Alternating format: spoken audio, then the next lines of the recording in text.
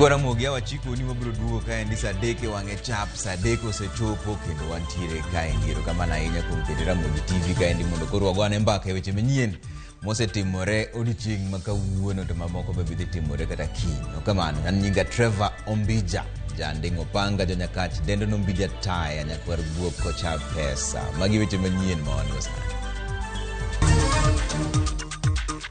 Jod bura Edan Duale, Alice Wahome kod Kipchumba Murkomen ogwe tao e lemo magi bang' od bura puodho gi kanyakla kod ji duto manyocho gwel e lemo go. Governors ma Siaya James Orengo kod mar Nairobi Johnson Sakaja owalo jotend migepe mopogore opogore. Cyrus Oguna omi lemo e sirkand Siaya. Namo loko kite kendo king'iyo to en pi ma green ma miyo rech tho. Rech ma natural, rech manie pi kaachiel kod rech moketie cages. Jolupo pod medo ywak ewi chido mar pi nam Lolwe ka sani bende gikwano lal e ohand rech.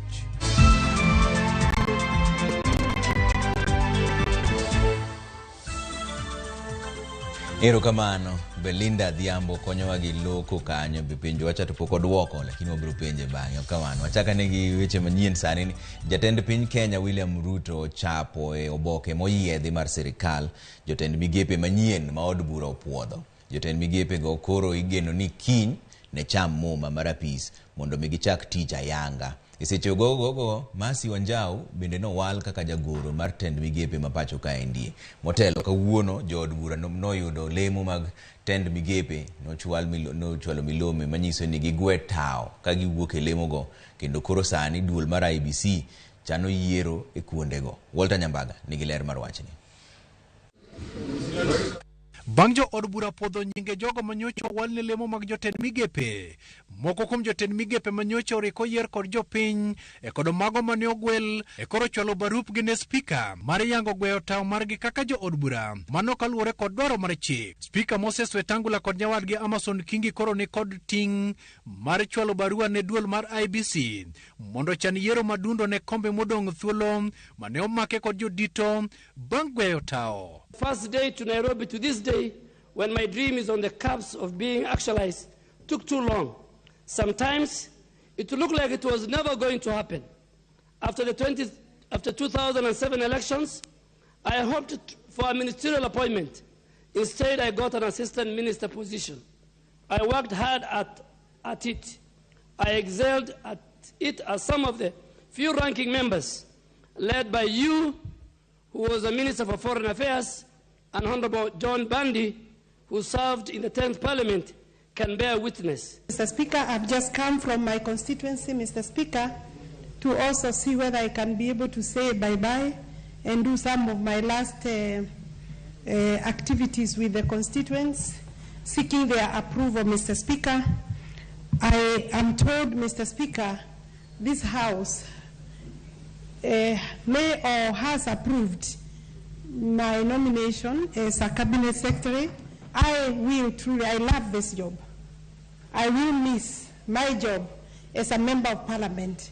Kuonde ma IBC time yiero madundo okelo kanyakla kom od bura makandara mane omake kod Alice Wahome bang' yudo thuolo mar tend migawo mar pi e kar chung od bura ma Garissa town mar Aden Duale moyudo tend migawo mar lweny ka giduto ne gin jo od bura mamalo. E ka od bura mar Senate e thuolo yudore kom Senate ma Elgeyo Marakwet e kama Kipchumba Murkomen ne omi lemo mar tend apaya wuodhe kod apida. IBC bende biro chako rango listi mar duond bura mar UDA e gwelo mane omiyo Soipan Tuya obwonjo kaka Senate ka esi Ekenyure ema koro wang' rango ni hape nyalo leng'ore e kendo ma ochio donje od bura. Mr. Speaker, for those of you who have interacted with Duale, e nondo margi Aden Duale ne okwongo yier kaka ja od bura e 2007 e kaka ja od bura ma Garissa town e kod otiko mar ODM e kendo sebedo kayudo lemo no nyaka tinende. The Kandara constituency has never had a woman before me seeking for a parliamentary seat. E kanya wadgi Alice Wahome Makandara ne oyier mokwongo e 2013 kod otiko mar Jubilee e ka sechego Kipchumba Murkomen to ne oyudo kom mar Senate mokwongo e 2013 ka Soipan Tuya oganda dhod Masai noyiero kaka woman rep Manarok e 2013. Walter Nyambaga, RAMOGI TV. Kwa dhi mbele ni od bura mamalo nopuodho jotend migepe duto manyocha ogwel gi jatend piny Kenya William Ruto. Kata obedo ni ne nitiere pogruok e paro kaluwore kod nyalo mar Penina Malonza telo ne migawo mar limbe, jod bura no yiero gi tekno noyie ni koro gidhi adhiya mbele. George Bati miyowa ler mar wachni. Point of argument, wasting my time, Mr. Speaker. Twak mano chakore maliet ka jaod bura mogwel John Badi temo nyiso jod bura wetne mondo ng'udh oko jotend migepe duto manogwel gi jatend piny William Ruto nikech ok ginyis lony e migepe manogwel gi. Speaker Muturi, I am sure will deliver. But Mr. Speaker, this cabinet in totality, I have my fears we are approving, if we do approve, we are approving a cabinet that is not so competent. Speaker Moses Wetangula ne ochung' kendo penjo jod bura ka giyie podho jotend migepe 21 manyo podhi kod kweth mathoth e komiti mayande tayo chenro mar piedho jotelogo. Mak mana Penina Malonza mane ogwele migawo mar limbe, le mag bunge kaachiel kod kido gi timbe. Will as many of that opinion say aye?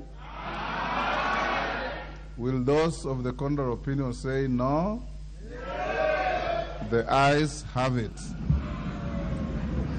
The upshot of that vote, honorable members, is that you have approved the appointment of all the nominees up to Masi Kiru Wanjao. Mondo ne olure kod dwaro mar chike mag od bura e weche mag podho jotelo. Speaker Moses Wetangula ne openjo jod bura ka bende gisiro lipot mar ng'udho oko Penina Malonza ma Wetangula ne olieko ni nitiere e karito chunje mar jokopere dendo ni purgatory. The last vote is that the House rejects the appointment of the Honorable Penina Malonza OGW as the Cabinet Secretary for Tourism, Wildlife and Heritage. Will as many as of that opinion say aye? Aye. Will those of the contrary opinion say nay? Nay. The nays have it. You have negatived the rejection of Penina Malonza. This means Penina Malonza is now in purgatory. She's neither in heaven nor in hell. Bang' mano, Speaker Moses Wetangula ne ochiwo thuolo ne jaod bura mondo oket Malonza e ratil. Kogolo chung' mare, jaod bura mar kaunti ma Kitui Irene Kasalu ma bende ne olaro gi Malonza komno e yiero mokalo ne owuok oko mar neno ni nyawadgino oyudo lemo mar tend migawo. On Penina Malonza is a brave woman. This lady decided to vie for women of Kitui County on a UDA ticket, despite the area being a wiper zone. On Penina Malonza is a woman of integrity. She was the last deputy governor for Kitui County when Malombe was the governor. And it's during this time the duo delivered for the people of Kitui, and a lot of development were done in Kitui County. Twak mar Kasalu ne omiyo Speaker ochung' kendo pedho penjo e nyim jood bura. Penjo maduoko mare ne opodho Penina Malonza. This House approves the appointment of the Honorable Penina Malonza OGW as the Cabinet Secretary for Tourism, Wildlife and Heritage. Will as many as of that opinion say aye? Aye. Will those of the contrary opinion say nay? The ayes have it. Bang' od bura podho jotend migepe duto 22 mane ogwel gi jatend piny William Ruto, koro gima odong' en chamo muma ka jo Kenya rito ka bende gibiro konyo jatend piny chopo singo mane oketo e kinde yiero maduong' ma dwe mar 8. George Bati, Ramogi TV. Kwa kanyo ni jotelo mag Kenya Kwanza ne osingo mar duoko piny nengo mar mogo bang' ka otelo. To kata kamano, jatend piny Kenya William Ruto ne oweyo jopiny kod parruok bang' kwayo mondo miye thuolo mar higa achiel mondo eko duok piny nengo mar mogo. Wach ma kama endi koro chal mana ka gima odhi ataro gi singo mane yande gichiwo mbele kanyo. Chris Owino kelonwa wach ni maler. E kinde campaigns mag yiero mokalo, jotelo mag Kenya Kwanza ne ochiwo singo mathoth ne jopiny. Bottom! Moko kuom singo makamago ne gin duoko piny nengo mar ngima, nengo chiemo, nengo mauta kaachiel gi chuogo omenda moyedhi mar Hustler Fund mar konyo johala matindo e bero ohelni maggi. Dwe achiel kende bang' ka otelo, ywak winyo koro olokore. Motelo ne yiero mokalo, jatend piny Dr. William Ruto kod kweth mare mar Kenya Kwanza ne oseo jatend piny machon Uhuru Kenyatta kuom dino ite ne chandruok mag jopiny. Ne gisingo mar duoko piny nengo mogo tok kawo telo ka gitudo idho malo e nengo mag chiemo gi mosruok e kind ogai mar ODM Raila Odinga kod jatend piny machon Uhuru Kenyatta. E kinde yawo chenro mar gero udi mabechgi ogonyore e od bura mar Lang'ata, jatend piny olokore kendo kwayo jopiny mondo miye thuolo mar higa achiel mar duoko piny nengo mogo. Wale walioharibu hii mambo ya unga mpaka ikafika shilingi 230 walikoroga hiyo mambo kwa miaka 4. Si ndio? Si waliharibu kwa miaka 4? Munipatie tu mwaka moja peke yake nitakuwa nimenyorosha. Sina hiyo. Kaluwore gi jatend piny, yo maber mar rakore gi idho malo e nengo mag chiemo en miyo jopur mbolea kod kothe e nengo moyweyo ma ok miyo jopiny mogo e nengo mogonyore kuom thuolo machuok. Na hiyo safari ya kupunguza gharama ya unga na gharama ya maisha tayari nimeianzisha. Tayari tumepatia wakulima wetu mbolea magunia 1.5 milioni na tunawapatia ingine magunia 6 wazalishe chakula, ndio chakula ifike hapa ikiwa bei nafuu na bei ya unga tuanze kuiteremusha. Jotelo mag Kenya Kwanza bende ne okwedo paro mane tudo idho malo e nengo mag chiemo gi mauta kod lweny madhi nyime kind piny Russia kod piny Ukraine. Ruto ne okayo lake ni onge tudruok moro amora e medruok e nengo mar ngima gi lweny madhi nyime kind Russia gi Ukraine. Out Ukraine and all this is a lost cause.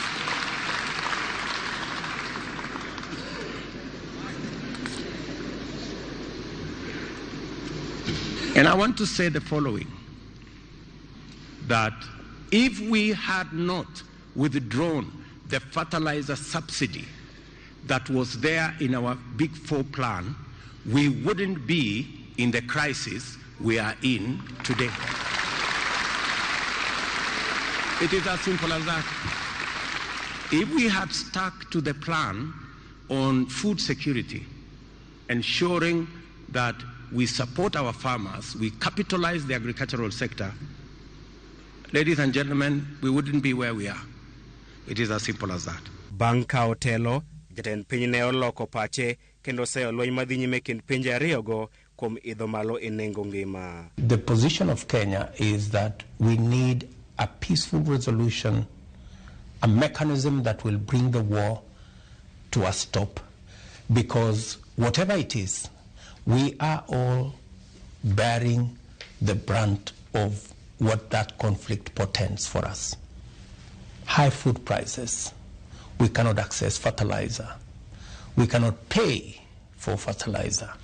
Transport for commodities, cereals, fertilizer is all clogged up with the sanctions around it and with everything else that come with it. E kinde campaigns bende, jotelo mag Kenya Kwanza ne owacho ni mahino margi maduong' en bero uchumi, konyo jopiny, kaachiel gi miyo rowere tije ma ok chogo lemo mag telo ne josiasa.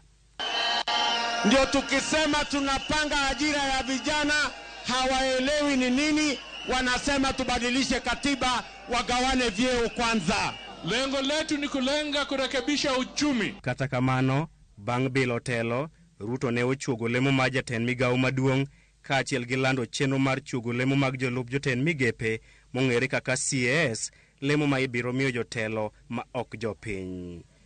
Chris Owino, Ramogi TV, Nairobi. Waneno pacho e yor mbui kaendi. Mako Kumu Junior wacho ni Ruto osegoyo kwano ni next year ji biro puro. David Toto wuodo wela wacho ni Ramogi nenre maber Siaya kaendi, to wach mar mogo medo mana mako dhoga kokamano Ramogi nenre maler e gwenge mag Siaya. Erokamano meduru mana oro oteu e yor mar mbui kata Facebook kanyo kwa dhi mbele gi weche manyien. Ni jatend piny Kenya William Ruto noromo kod Prime Minister mar piny Spain e kar jot mar jatend piny Kenya e boma kaendi ma Nairobi. E kinde romo no, Ruto ne oyango ni piny Kenya ochuoyo kokgi ogirimiti madhi yaro ng'iyo mar ohala kod kongo uchumi mag pinje mag Afrika ma ugwe kod chiwo thuolo ne joket mwandu bende. His Excellency Dr. William Ruto, the President of the Republic of Kenya, and E kinde twak kod ute fombe liare mar jot mar jatend piny Kenya boma Nairobi, jatend piny Kenya William Ruto kod Prime Minister mar Spain Pedro Sanchez okawo thuolo mar lero giri miti ma pinje ariyogo chope mar timo ohala kendo yaro ng'iyo ne joket mwandu. Your Excellency, you have conveyed your priority for Spain's foreign policy, and we have agreed to develop a broad bilateral agenda fostering political, economic, and cultural cooperation. Consequently, 3 memoranda of understanding in the areas of trade, health, and education have been signed by representatives of our 2 countries. Pedro Sanchez mobedo jadito mokwongo mag jotend pinje motimo limbe piny Kenya bang' Ruto kawo telo koni gibiro bero tudruok makare ne dongo chumi kod yaro chiro. Ma biro keto yot ne joketo mwandu mabedo gi obadho mar timo ohala bedo kod chiro ne mwandu mopogore opogore e bo Afrika moting'o nyaka timo ohala mar nembe. We have tremendous opportunity in the areas of the blue economy, where we know Spain has a lot of experience. We will open those opportunities for our private sector, your private sector, and the public sector is going to play a facilitative role. We have many areas where we can work together and strengthening our bilateral cooperation. Jotelo ariyogo osingo jiwo limbe e pur kod yore makedo kod kech e kaka ranyisi mar keto e tim twak margi mokwongo madhi nywando nyaka piny Senegal. Kenya will be the gateway, and we will work together so that Spain can find its way into our continent, and we can grow those relations on the basis of mutual respect and ensuring that we leverage the economic opportunities that come to our market. Spain is also a potential ally on many fields, areas that we can work together with Senegal in order to face the common challenges that our societies are suffering. Jatend piny Kenya William Ruto kanyakla kod nyawadgi ma piny Spain Pedro Sanchez oyaro thuolo mar ng'iyo mag pinje ariyogo kendo thuolo mar keto mwandu ahinya ne pinje mag Afrika ma ugwe. Walter Nyambaga, Ramogi TV, State House, Nairobi. Koro gavana mar kaunti ma Nairobi Johnson Sakaja ogwelo jotend migepe 10 mabiro konye tayo piny owacho mare. Jotelogo koting'o Charles Kerich mogwele migao mar omenda kod uchumi mar boma ma Nairobi ka, Michael Gumo e migao mar yuto kokale lony manyasani, Bram Mulama biro telo ne migao mar jiwo talanta, Patrick Mbogo e weche mag wuoth ka Githuita Mwangi biro telo ne migao mar alwora kod dongruok e boma ma Nairobi ka endi poni opuodhgi. Jotelo mamoko Masakaja gwele lemo mar tend migepe oting'o ka Ibrahim Auma Nyangoya mabiro chung e telo kod jotije e kuonde dak mopogore opogore e kaunti ma Nairobi ka endi kod Rosemary Kariuki mar weche ohala kod jiwo yore konyruok ne joma oyutogi ni piny mabendi dendo ni hustlers. Migepe ariyo biro bedo e bwo apis jalup gavana ma Nairobi ka endi. Sakaja bendo gwelo Maureen Njeri e migao mar bero alwora ma Nairobi ka gi pi kod weche mag chiemo, Anastasia Nyalita e weche mag thieth kod Susan Silantoi e migao mar riwo jodak ma Nairobi kod kao pacho ganda bendi.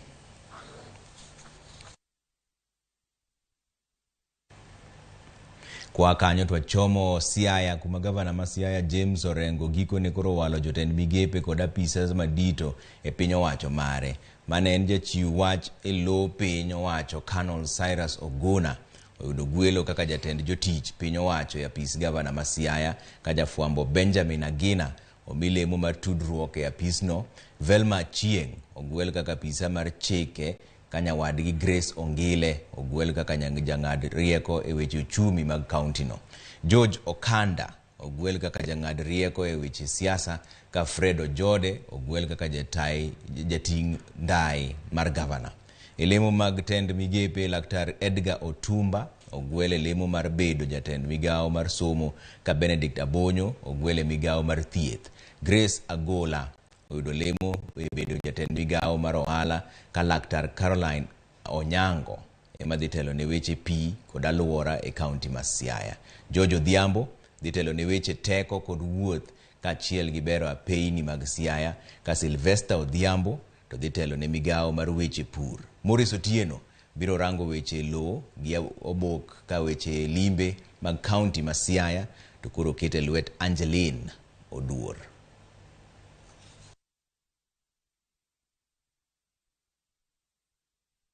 Kwa dhembele ni chenro mar manyo jood bura mag Afrika ma Ugwe, East African Legislative Assembly kata IALA ochakore kawuono makaluwore gi oboke mogol gi od bura kalando thuolo mag jood bura go moting'o jood bura miwalo kachiel gi mago ma iyiero e yor ombulu bende. Members of that opinion say aye.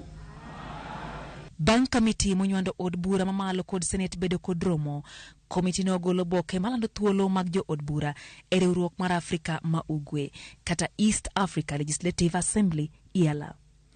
Kaluwore gi winjruok manoketi e kind pinjego, od bura mag piny ka piny niko thuolo machwalo nyinge ji 9 ma ok gin jo od bura. Jogo mochwal nyinge gi nyaka chop dwaro mar chik. Nyako bed ja piny Kenya, nyako chop dwaro mar chik mayiene mondo wale kaka ja od bura. Ok owinjore obed kod leo mora mora e apise mag piny owacho, kendo nyako bed kod lony kod ng'eyo kaka od bura notiyo. Jod bura go inyalo wal gi duond bura, kaito nitie mago minyalo wal maonge duond bura. Kaluwore gi chike matayo chenro no, jogo molap dhog gi ndong' ne welo gi duond bura owinjo chiwo otese mag gi mag somo kod lony kachiel gi duond bura magigeto mondo walgi ne jagoro mar od bura kod mano mar Senate kapok okalo tarik 2 dwe mar 11 higani.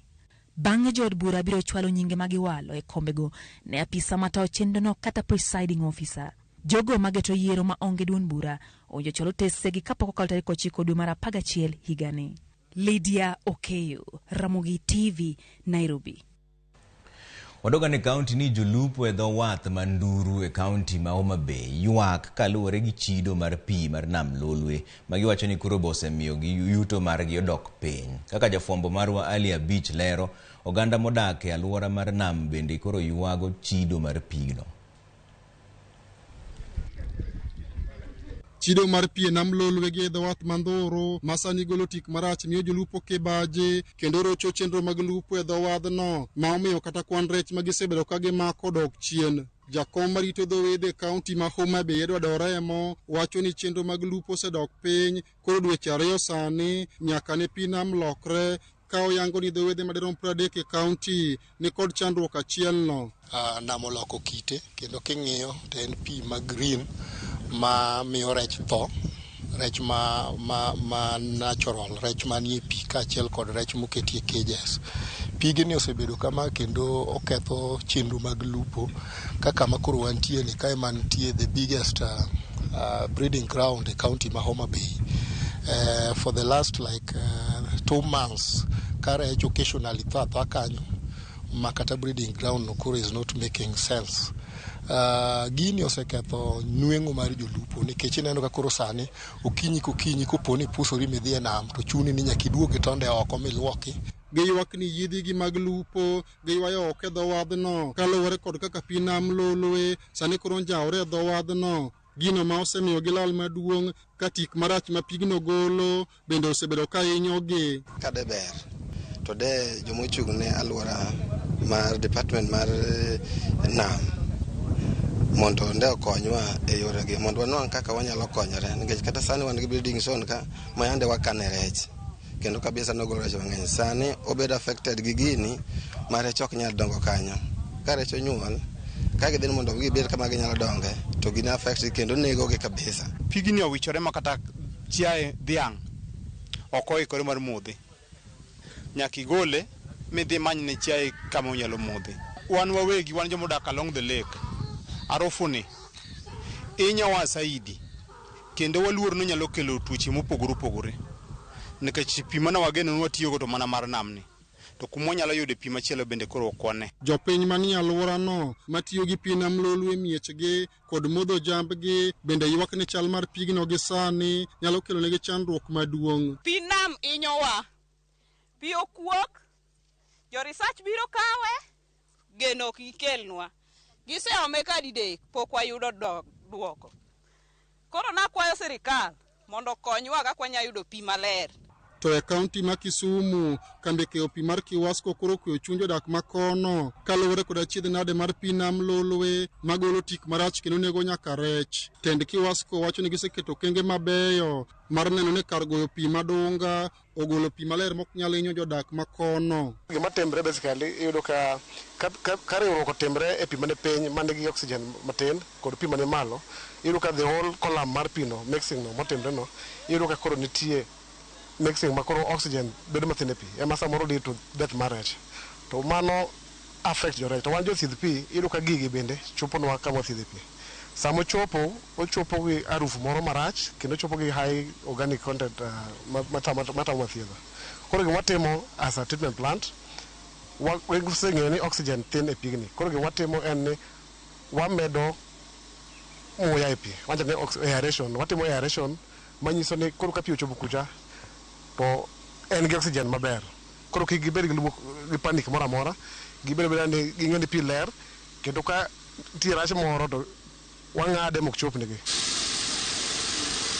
Chido mar pi masani koro kwako moko kuom dho wedhe kaunti ma Homa Bay ka kelo kibaji ne jolupo kaachiel kod jogo matiyo kod pi kinde ka kinde. Kwayo margi en ne migepe mag piny owacho mondo tim nonro makare mondo ong'e ni to en chandruok mane masani koro miyo pi ochido kendo ginyal tiyogo e yore mapile. Ali Abich, Ramogi TV, Homa Bay. En wach malich ahinya. Wadhi yueyo moro machuok ka endi ka wan gi Belinda Dhiambo to koduogo to pod wan gi weche manyien mwadwar kelonu ka, lakini aneno pachu e mbui ka endi mar Facebook mar Ramogi TV. Maxwell Odhiambo wacho ni Trevor bwana an aweyo ne ruoth sirikand Ruto ni, ok aneno na mafuta idho gi ata malo 20 tidwoke piny gi 1 bob. Koro ma maisha mane ma waneno ni. Kata kamano Ramogi TV ler. Erokamano Maxwell. Aneno Jacob Uma wacho ni Ombija neni malong'o lakini okachaka go kura Kenya kae. An Jack Omoro mar Bondo Nyawita. Nikech ang'o bwana jaduong', ni kura ema loko piny. Koro nyaka gaga kura kata weche tek kamano. Stephen Oginga, governor, wacho ni Marindi Kanyada Homa Bay koni waluwo chenro maber. Erokamano ahinya. Manya wacho ni Eric wacho ni Ramogi TV ler nyowuoyo Aero Town ka. Ous badi Nyaramba wacho ni Trevor an kech dwa kaya gi dhako makura tho, mano ber ka amiyo dhako half term. Dhako half term dhi kanyo bwana, waduogo bang' bwana.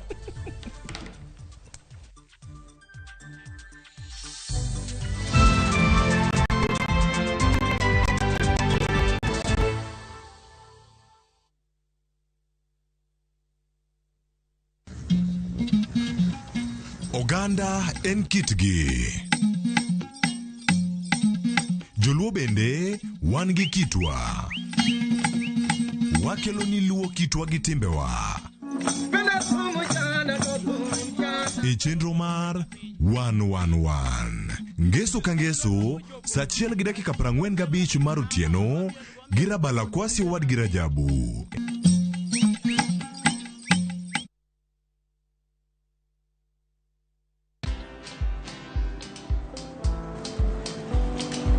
Chal nade?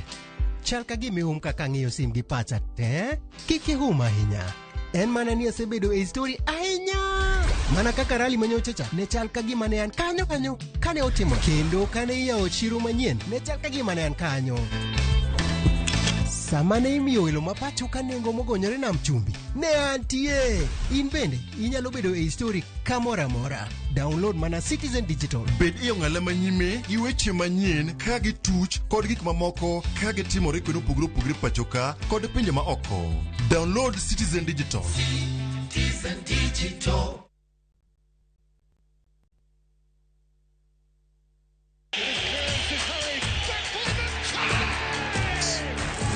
Have doodles taken over your home? Hey, I need to suck your blood. Get Bolt and get your home back. Unlike other insecticides made from toxic synthetic pyrethroids, Bolt is made from 100% natural Kenyan pyrethrum, making it gentle on you but deadly on flying and crawling insects. When doodles strike, stop them dead. Bolt insecticide, gentle on you, deadly on doodles. Get Bolt insecticide today. Cheza Shabiki Jackpot bao kila siku ili uwe milionea. Tuma ujumbe mfupi ukiandika neno SJM kwa 29063. nina furaha zaidi kwa sababu nimeweza kujishindia shilingi milioni 5. Nina mpango wa kuongeza biashara. Usiachwe nyuma. Cheza Shabiki Jackpot Mbao kila siku kwa 20 bob pekee upate zaidi ya milioni 20 kila wiki. Shabiki.com ni makao ya washindi. Not for persons under the age of 18. Betting can be addictive. Play responsibly. Shabiki.com is authorized and regulated by the BCLB. License number 416. Shabiki.com.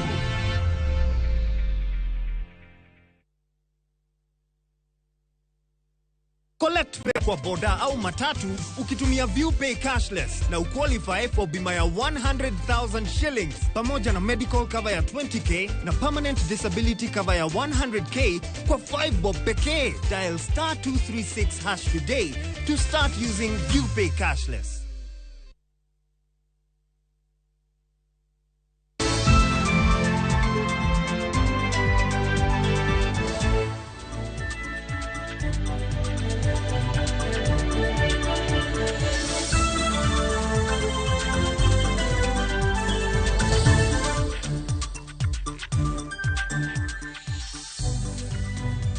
Erokamano kuom keto Ramogi TV kaendi wacha ni weche mag oro ni koro jopur mag jamni manie gwenge ma oro kwako e pacho kaendi koro ijiwo ni okaw thuolo mar uso jambgigo e bwo chenro mar piny owacho midendo ni off-take program. Ma en bang' yangore ni jamni maromo milion 2.5 osetho kama moko bende koro goyo nyaka kor kaluwore gi oro masani koro kwako Kenya ka. George Aoko lero no wach ni maber. To mar jamni kaluwore gi oro mokwako thoth gwenge ma pacho ka en gino makoro kelo luoro ne jopith kaachiel kod jopur. Ma en nikech pok oyangore ni oro ni masani bende weyo jamni mathoth kogoyo kor biro dhi nyime e thuolo marom nade. We estimate to be about 2.5 million livestock that has been lost. But the rest, I think they are not in a very stable condition. Their body weight has really emaciated because of lack of pasture and also because of the movement of animals to long or far places to look for pasture and water. En gino momiyo piny owacho koro ochugo chenro mar nyiewo jamni kuom jopur kendo manyone gi chiro e pinje maoko kaachiel kod mano mar Kenya Meat Commission ma pacho ka. The government is already providing other interventions like the off-take program through the Kenya Meat Commission, and we are also encouraging our pastoralists to sell their livestock. We've partnered with the other other countries like the Gulf states, Oman, for example. They are now off-taking our animals. We are now selling live animals to Oman. Riwruok Musalaba Makwar kata Kenya Red Cross ne oyango kaunti ma Garissa kaka achiel kuom kuonde ma oro no medo kelo midhiero ne jamni kaachiel kod dhano omiyo ne gichwalo chiemb kony. Today we are distributing 9,000 bags times 50 kilograms of animal feeds, which will go to our farmers in 5 sub-counties. Lagdera, Balambala, Ijara, Dadaab and Fafi. We also have a cash transfer for 500 households of 10,600, 10,000 for food and 600 so that the affected households can use to buy water. Luoro nitiere ni midhiero no bende kidek kelo ywaruok e kind jopur kaachiel kod jopith mag jamni manie counties mag Libamba ne mar jokwath sani kwayo alanda. Wandugu zetu wajue ile shida ambayo inatukabili mwaka hii ni tofauti. Nataka kuambia wachungaji, hamwezi lisha mali yenu katika mashamba za watu. Hamwezi. Lazima tuzungumze. So our farmers migrate to other regions. We expect some kind of course, some conflicts because of the movement of those animals. And therefore, we are going to strengthen peace committees in those regions so that they are available and ready to engage. Ywak makamane bende uchiw gi jodolo manie kaunti mag Kisumu, madwani 10 counties mag Luo Nyanza bende ochak keto kange mag kedo gi oro ma ok rito nyaka tielo mogik makoro jamni onor. Esa mogweni county mawagi bende okbor gi 29 counties moseneni ni kunde marach. Wan bende kat drought ne odhi nyime kako dhi ni to jowa dhi bedo gi kech marang'unga ahinya nikech crop manyicha wapidho nyosetho Omiyo wakwayo our county governments katiyo together gi national government mondo gi address issue mar drought in Nyanza region so that kikwabedi firefighters jomago mana lweny ka gimoro setimore. Kaluwore gi mano, piny owacho koridwa ni oyangi wach oroni kaka achiel kuom midhieche madongo mokwako pacho ka mondo mi okawne okang' mowinjore. Naomba kwamba serikali kupitia rais wetu William Ruto ikubali kwa haraka sana kuweza kutangaza kama janga la kitaifa yale yanayoendelea kule Northern Kenya. George Aoko, Ramogi TV, Mombasa. Pod wabedo mana kanyo ni lwenj kedo kod oro momako mach e kind gwenge mopogore opogore ochako chwalo chiemb kony seche moko ruontiere ni. Chenro ni ma itimo kod jo sekta mopogore opogore ng'iyo mar neno ni jopiny ogaro kech ka jamni bende ok owe chien e yudo chiemo. Wycliffe Oko nigi ler mar wachni. Kaunti ma Kilifi kod Machakos odonjo ng'ala manyime lwenj kedo gi kech machamo thoth jo Kenya gi e kindegi. Ma biro to kanisa mar New Life Prayer Center kotelnegi kod jadolo margi Ezekiel Odero chwalo chiemb kony manengone romo milioni 13 ne jodak ma Kilifi. Chakula hichi kinaenda kwa Kilifi County na inakuwa distributed under the supervision of the county government of Kilifi ikiongozwa na bwana gavana, ambao ni jambo ambalo ni la ajabu. Chiemo go moriwo mogo fuke gana 4 motedo gana 1 kod ogunde mag oganda 750 geto jodak mawuok e kar chung'od bura ma Magarini, Malindi kod mano Maganze. Kaunti ma Machakos bende ochiwo chiemb kony mageto familia moloyo gana 140 mawuok e sub-counties 9 mag kaunti no. County Commissioner ma Machakos Roda Onyancha olero ni giketo chenro makare mar neno ni familia ma onge nyalo yudo chiemo go. Kwa pamoja tuweze kuhakikisha kwamba chakula kinafikia wananchi wetu wakati ufahao, na pia tuendelee kuomba kama kaunti na kama nchi ili Mungu aweze kutunyunyizia maji. Korka kore gavana ma kaunti no Wavinya Ndeti wacho ni piny owacho mar William Ruto osingo duoko kaunti ma Machakos kaka achiel kuom counties ma otuo kata ASAL regions gino mabiro medo kelo kony ne kaunti no. We had been removed from the list of the ASAL areas, and if you ask me, that was by mistake. And I want to thank the government, the national government. When I brought my case forward, they decided to take Machakos County on. I want to thank them so much, and that is why we're even having food today. Seche ogogo gojo pith jamni mawuok e kaunti ma Garissa koro nyalo buonjo tok yudo chiemb jamni maromo gunde gana 9 ma ochwal kod riwruok mar Kenya Red Cross ne jopith jamni makono. This is the second cycle. We intend to roll out the third cycle.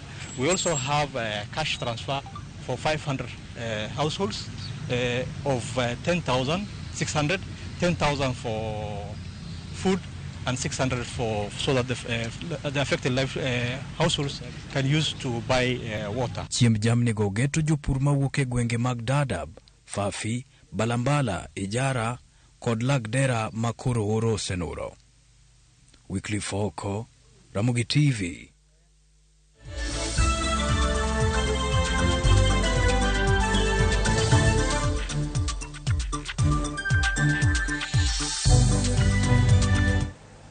Kwa weche mag oro ni doho chiwo thuolo ne kidieny mochung' ne weche maiye bad migao mar obila miluongo ni IAU mondo non apisas 4 mag SSU mayande owuok kod jatend piny Kenya William Ruto. Jayal buche maduong' ma Kiambu Diana Mochache nong'ado wach makamano kata obedo ni telo mochung' ne ng'iyo tije obila maiye iluongo ni IPOA to ne ni kod to ni nonro ok nyal dhi kare kowe lwet IAU. Mochache nokoni IPOA bende ni thuolo mar timo nonro mar giwegi kendo chwalo report ne obila. Ji 4 go itudo kod nek magalagala koting'o mar jo India moko 2 manoteki kendo negi dwe mar 7 higa montiere.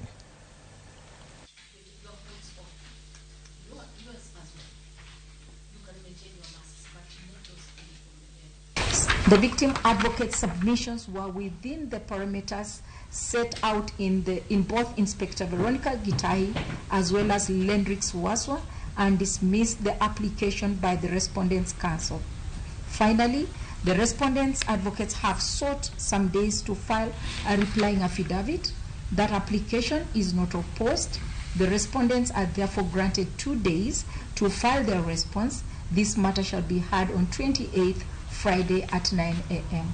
The court has dismissed that application and said the internal police unit has power to investigate.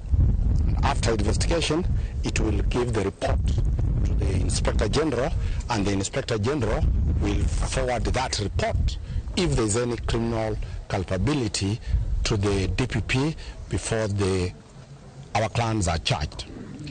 We are not satisfied with that decision, and we have sought leave to appeal, and we shall be moving to the court, to the High Court, by close of business today, once we get the certified copy of the ruling, because this is not the proper interpretation of the law. But we respect the decision, that ruling by the court. Jogo maikgi oniang' mowuok Transmara e kaunti ma Narok imedo jiw mondo giyud chanjo mar midhusi mar korona e yor kedo kod korona e gwengego. Chenro no yangi kod riwruok mar Aging Concern Foundation kotenore gi migawo mar thieth kod apisa mag arita kwe e yor kelo chanjo ne jogo ma ok nyal chopo e ute thieth.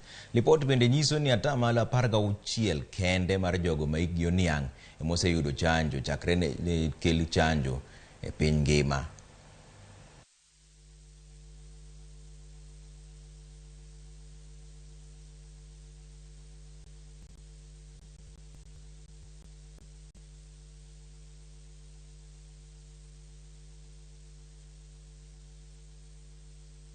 Tuko hapa Narok County, Kilgoris Town.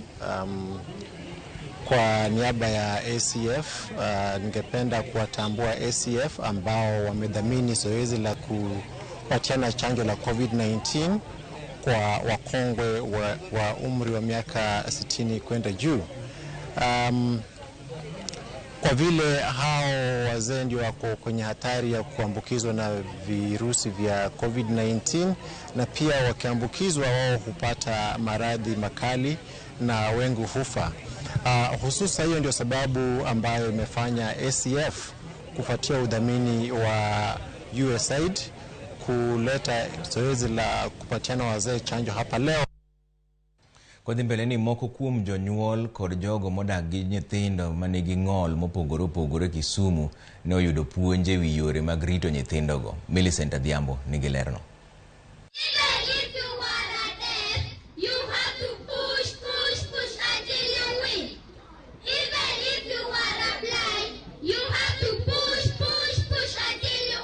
Kar chung' od bura manyando eromo mane obagi matiego jonyuol kod oganda riekni kaka ginyalo kedo kendo rito nyithindo modak kod ng'ol.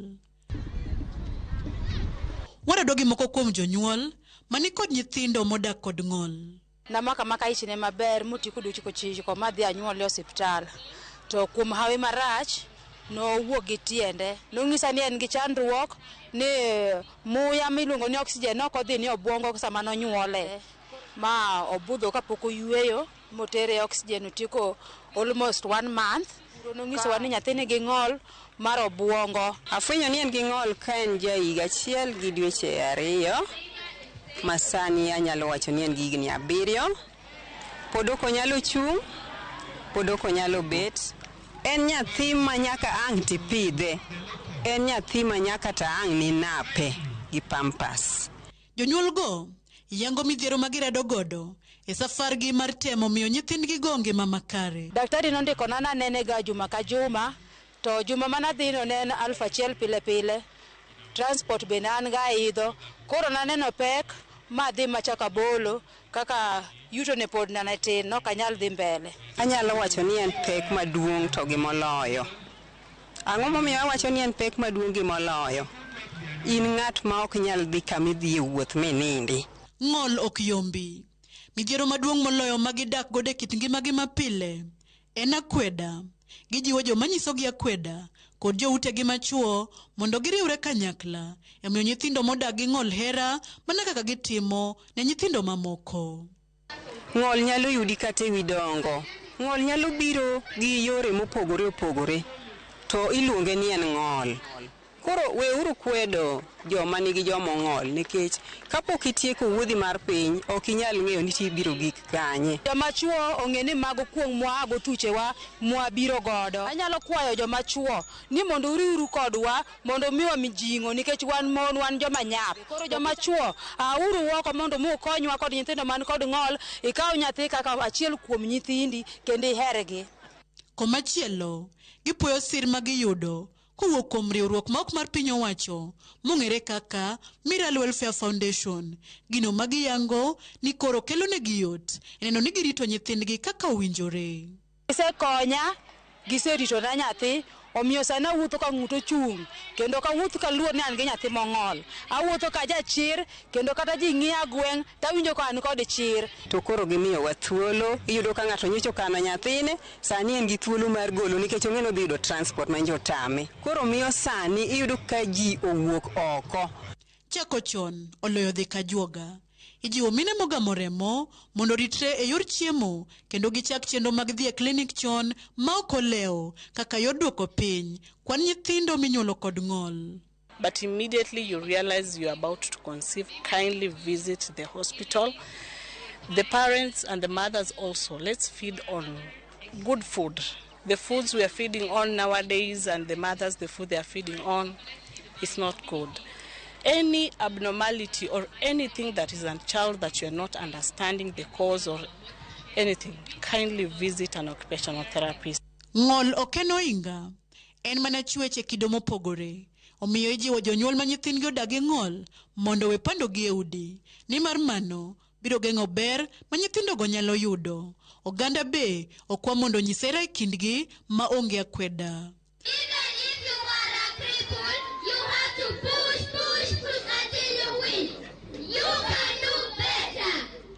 Millicent Adhiambo, Ramogi TV, Nyando, Kisumu County.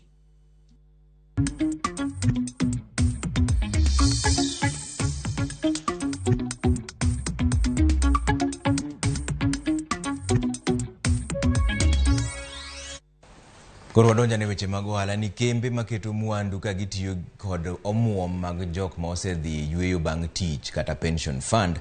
Koro wacho ni giikore mar gero ute ma nengogi ni piny kod atamalo 30 e chenro mar piny owacho mar gero ute mag dak ne oganda. Mana kaka Edwin Okoth leronwa kembego man kod omenda moingo siling $1.5 koro wacho ni piny owacho onego ket yot e nyiewo lo, duok piny usuru ma ijuogo e wi gik ma itiyo godo e gedo e kind dwaro mamoko mabiro imiyo gi yot e chopo lekno bende. Kembe maketo mwandu katiyo kod omenda ma oganda ma ondiki chulo ka gidhi e yweyo bang' tich kata pension funds koro wacho ni aguchgi ni kod omenda maromo siling $1 gi bilion 580 ma ginyalo tiyogo e chopo lek mar piny owacho mar gero ute ma nengogi ni piny ne oganda. Kata kamano, Ramogi TV ne oyudo ripot ma gichwalo e nyim jatend piny Kenya William Ruto ma oting'o dwaro ma kembego keto kaka gigo mabiro miyo gidonje chenrono ma ok ging'iyo chien. Achiel kuomgi en keto yot e nyiewo lo, kama giwacho ni ka sirkal oketo yot e loso oboke mag lo kata title deeds, to nengo mar gero udi nyalo lwar kod atamalo 15.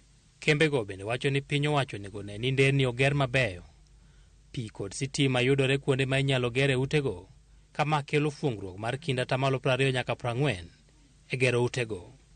Kaluwore kod kembego, usuru ma ijuogo e wi mwandu ma itiyogo e gedo onego gol oko kaka okang' ma piny owacho nyalo jiwogo gedo mag ute ma nengogi ni piny. Ma gin kod adieri ni nyalo lwaro nengo mar gedo kod atamalo 6 nyaka 9. Giwacho ni ka dwarogo tim, to ot man gi kar nindo achiel ma sani uso siling $1.6 koro ibiro us siling $1.1 pogruok mar siling 500 kata atamalo 30.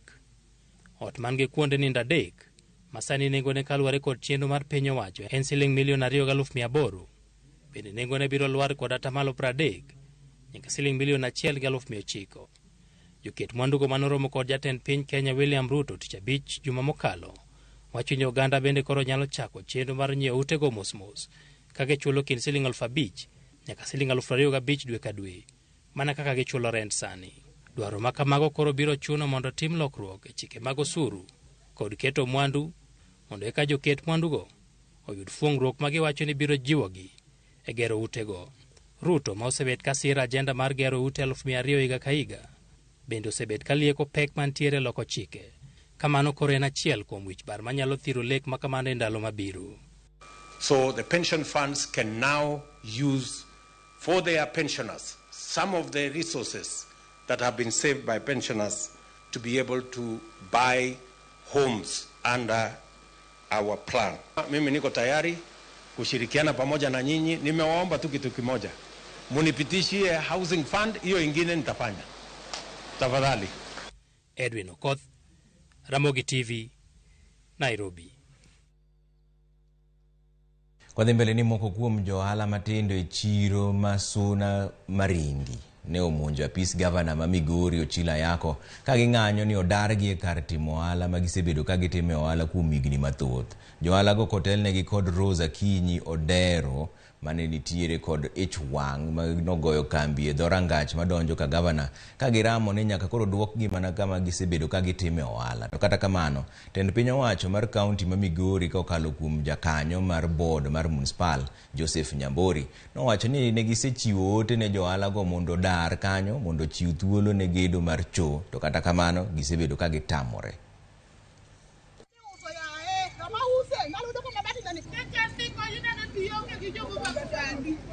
Gigolo ji e chiro, dong ne ging'eni cho nyaka ger, kuonde manosiem ne gini gigere cho, kuonde go ne gisedhi ma giuso. Koro wan sani kama loke dhoyocha, idara mimuko giga miriemba, adhi kanye jothurwa, adhi loko kanye, adhi konyora nang'o to an gi jo sikul, adhi timo nang'o jopiny, gavana wuogo kukonywa. Waro ni mondo sirikal ma Migori moyier manyien okonywa, miwa kumwa bede, mwanyalo loke. Wanyalo yudo kaka wanyalo chiemo. Gige wate ok wanyalo ni kwan pesa di. Ke tengo biro gotieno kose kano gik moko, tengo muko gik moko mokunyo lo kanyo molo lo nyaka gik mantie obed nyanyo, obed kabich, obed udi mano ger kanyo gote. Tengo nyono te piny. Koro jowa gi kiwuogo kawuono giyie, kiny gidagi. Kawuono contractor no se dhi mo team fencing. Ting mane timo demarcation mar size of the land mane dwa no tigo is 50 by 50. Ne an kanyo personally. Moket nyaka beacons. Contractor oketo chumbe boko manyiso kama dhi tiyo. Maji mane obed affected ne gin ji abich kende. Koro ji abich go na instruct the Department of Trade, my trades officer Masuna West, market superintendent Marindi, chairman mar market Marindi, to gi chairman mar hawkers. Mondo ji ang'wen go omanyi space ne minego kama onego giloke e chiro kanyo. Mama go te osetim pod minego dage ni kanyo ok nyala aye. Kata mbuge ging'ise mondo mbuge bokone gitimo. Kwa kanyo ni jopur ma kaunti ma Kisii kwayo piny owacho mondo medgi apisas madhi konyo duoko piny laini mabocho manitiere dero mar cham mano National Cereals and Produce Board mar mondo giyud kony mapiyo. Jopur go wacho ni chuno gi ni gigo touch kuom ndalo 2 mondo eka giyud mbolea manengo gi oyweyo. Kaluwore gi apisa mar NCPB, dhugruok no okel gi nonro matut mane timore ne jopur madhi kawo mbolea ka bende jopur moko osemaki ka uso mbolea go ne jogo makelo ohinga e chenro mar chiwo mbolea, kendo dwarore ni jopur madhi kawo mbolea go koro bed ni osendikore gi migawo mar pur. Chenro mar chiwo mbolea dhi nyime e kaunti ma Kisii ka jopur moko dwaro piny owacho mondo ter apisas e gwenge mondo duok chien ting' mar wuoth ka gidhi manyo mbolea. Sasa tunaomba national government kama ikiwezekana itumie structures za Ministry of Agriculture iko katika sub counties. Mbolea iende kwa sub counties, wakulima wapate karibu na mashamba yao. Tunasumbuka. Kwa tunaomba serikali kuu kama imeamua kutusaidia mbolea, tafadhali waongeze na wafanyikazi ndio wakulima tunatoka mapema hapa. Kuna wengine wagonjwa ambao hawachakula tangu asubuhi, hawachakula kitu yoyote. Kuna cartel wanaingia hapa, wanajifanya wako na mashamba, wanachukua mbolea, wanaenda kuuza sokoni. Kama kutoka kwa ofisa ambaye anasimamia alituambia kesho ni Haramisi, siku ya daraja 2, hawezi kupeana mbolea kwa sababu akipeana siku hii ya Haramisi watu wanachukua wanaenda kuuza sokoni.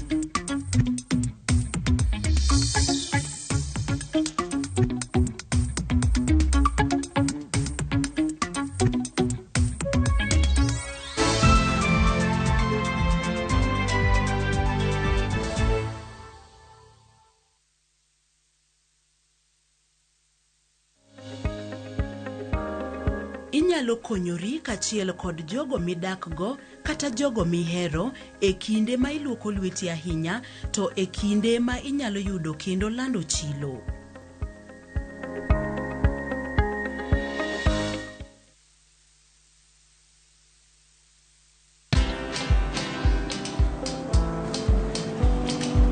Chal nade? Chal ka gimi kaka ng'iyo sim gi pacha te? Kiki ahinya.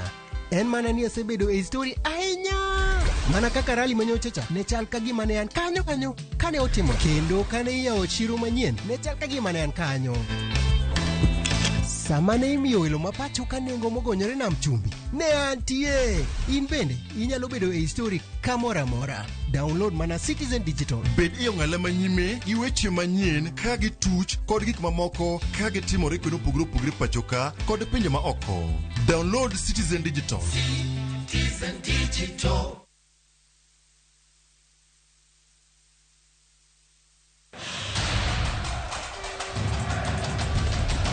The World Cup fever is here with us. Nani atabeba kikombe? Will it be defending champions France, host country Qatar, 5-time winners Brazil, Lionel Messi's Argentina, ama will it finally go home to England? We already have the games on shabiki.com. Weka prediction yako sahi when the odds are still high on who you think will win the World Cup. Ushinde chapa. Mapema ndio best. Strictly not for persons under the age of 18. Betting can be addictive. Play responsibly. Shabiki.com is authorized and regulated by the BCLB. License number 416. Shabiki.com.